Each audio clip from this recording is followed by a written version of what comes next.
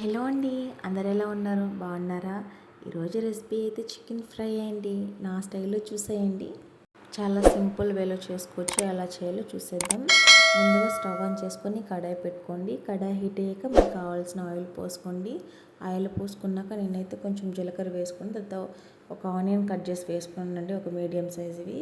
ఒక spoon salt వేసుకున్నాను. కొంచెం సాల్ట్ వేసుకుంటే ఆనియన్ త్వరగా మగ్గిపోతుందండి. ఒక స్పూన్ అల్లం వెల్లుల్లి పేస్ట్ వేసుకొని బాగా పచ్చివాసన పోయేదాకా కలుపుకున్నాను.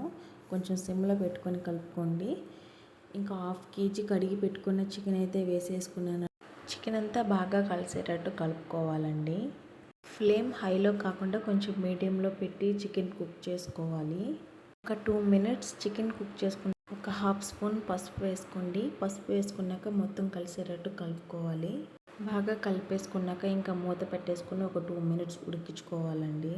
ఒక 2-3 మినిట్స్ తర్వాత చూడండి ఎంత బాగా కుక్ అవుతుందో. చాలా మెత్తగా ఉడికిపోయిందండి. చికెన్లో కొంచెం వాటర్ ఉండిందని ఇంకో 1 మినిట్ కుక్ చేశానండి. ఇంకో 1 మినిట్ తర్వాత చూస్తే చూడండి ఎంత మంచిగా కుక్ అయిందో. తర్వాత ఒక 2 స్పూన్స్ కారం వేసుకున్నాను. కారం వేసి అంత బాగా కలిసేటట్టు కలుపుకోండి. కింద అడుగంటుతుంది, కొంచెం సిమ్లో పెట్టి కలుపుకుంటే కొంచెం బాగుంటుంది. చూసారా చికెన్లో ఎంత ఆయిల్ ఉందో. నేను అంత ఎక్కువ ఆయిల్ కూడా పోయలేదు, చాలా ఆయిల్ వచ్చింది కదండి. ఒక టేబుల్ స్పూన్ ధనియా పౌడర్ వేసుకోండి. అంతా కలిసేటట్టు కలుపుకున్న తర్వాత మూత పెట్టేసుకొని ఒక 2 మినిట్స్ సిమ్లోనే ఉడికించుకుందాం. ఒక 2 మినిట్స్ తర్వాత చూస్తే చూడండి ఎంత మంచిగా ఉందో.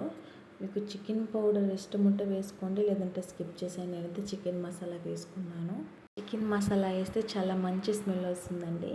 ఆ తర్వాత కొంచెం కొత్తిమీర, కొంచెం కరివేపాకు, ఒక 3 పచ్చిమిర్చి చీల్చి వేసుకున్నానండి. పచ్చిమిర్చి వేసుకుంటే మంచి స్మెల్, మంచి టేస్ట్ ఉంటుందండి.